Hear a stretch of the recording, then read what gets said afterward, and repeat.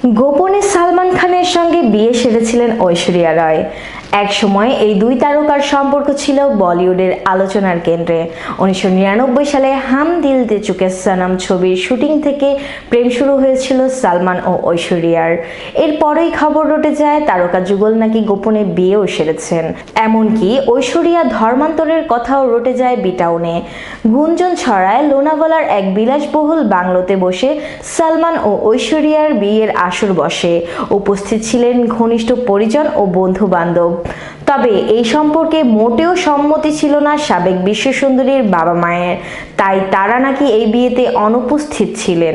বিয়েতেই শেষ নয়, সালমান ও ঐশ্বরিয়া নিউ ইয়র্কের মধুচন্দ্রিমা করতে গিয়েছিলেন বলেও খবর রটে গিয়েছিল। তবে এই ঘটনাগুলোর সত্যতা কখনোই প্রকাশ্যে আসেনি। গুঞ্জন হিসেবেই থেকে গিয়েছে সালমান ও ঐশ্বরিয়ার বিয়ের খবর। এক সাক্ষাৎকারে এই বিষয়ে ঐশ্বরিয়াকে প্রশ্ন করা হলে তিনি সবটাই মিথ্যে বলে দাবি করেছিলেন। তিনি বিয়ে করলে গোটা ইন্ডাস্ট্রি জানতে পারবে, দাবি করেছিলেন অভিনেত্রী।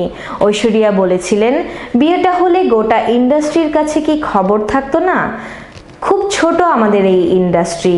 আমি এমনই মানুষ নই যে বিয়ের মতো এত বড় ব্যাপারকে অস্বীকার করব।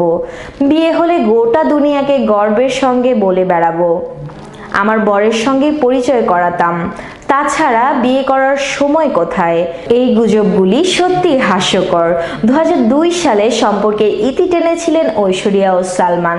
তবে সেই বিচ্ছেদ নিয়েও চর্চা হয়েছিল বিস্তর। বিচ্ছেদের পরে দুজনের মধ্যে প্রায় মুখ দেখাদেখি বন্ধ হয়। এরপরে আর কখনো একসঙ্গে কাজ করেননি ঐশ্বরিয়া ও সালমান।